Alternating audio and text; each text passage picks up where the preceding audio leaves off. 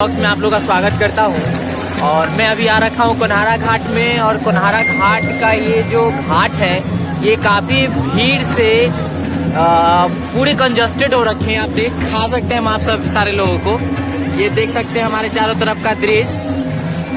और गंगा स्नान एक अपने आप में ही अद्भुत है, क्योंकि कहा जाता है कि जब गंगा जल को अपने अंजनी में भरते हैं तो ब्रह्मा का प्राप्ति होती है। और जैसे ही आप चरण डालते हैं गंगा नदी में तो कहा जाता है कि विष्णु की प्राप्ति होती है। और जैसे ही आप पूरे शरीर गंगा जल में डुबोते हैं तो महादेव की प्राप्ति होती है। तो गंगा का एक अपना अस्तित्व रहा है, अपना इतना प्रभावशाली गंगा जी का है कि जो भी लगाते हैं उसको देवों की दर्जा मिल जाते हैं। तो ये बहुत ही अपने आप में खास है।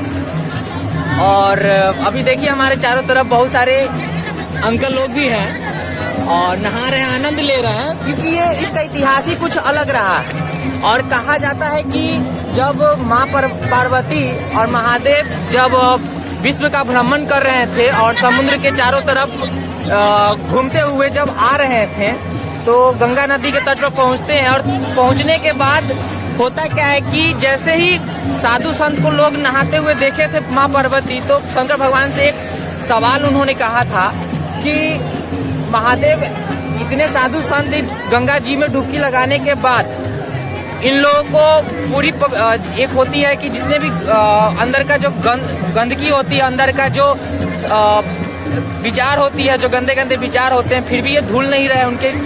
उनके जो बहुत सारे ऐसे होते हैं तो वो धुल नहीं रहे हैं। तो महादेव कहते हैं कि ये लोग गंगा में जब डुबकी लगाएंगे तो उनका पूरा पाप धुल जाएगा।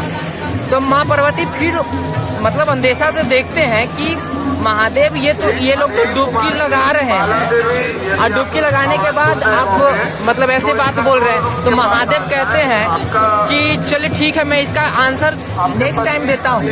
अब नेक्स्ट टाइम देने का तात्पर्य यही है कि जब अगले बार फिर से महादेव आते हैं भ्रमण के लिए तो महादेव गड्ढे में गिर जाते हैं। और गड्ढे में गिर जाने के बाद कहते हैं कि पार्वती तुम ऐसे इंसान को बुलाओ जो पाप मुक्त हो।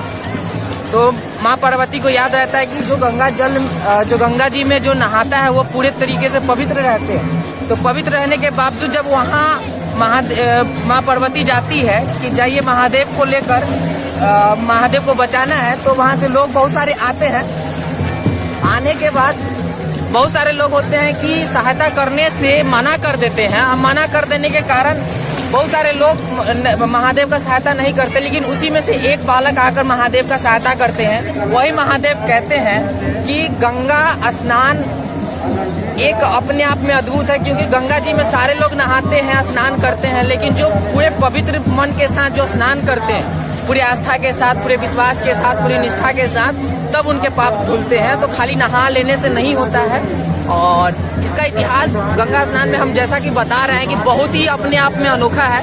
तो एंजॉय कीजिए आज का दिन, मजा आएगा। और यहाँ पे एनडीआरएफ की टीम भी तैनात है, देख सकते हैं एनडीआरएफ की टीम। चलिए फिर जय हिंद दोस्तों, फिर मिलते हैं एक बार फिर नया ब्लॉग्स के साथ। जय हिंद। जो भी व्यक्ति स्नान कर लिए हैं वो अपने घर जा सकते हैं।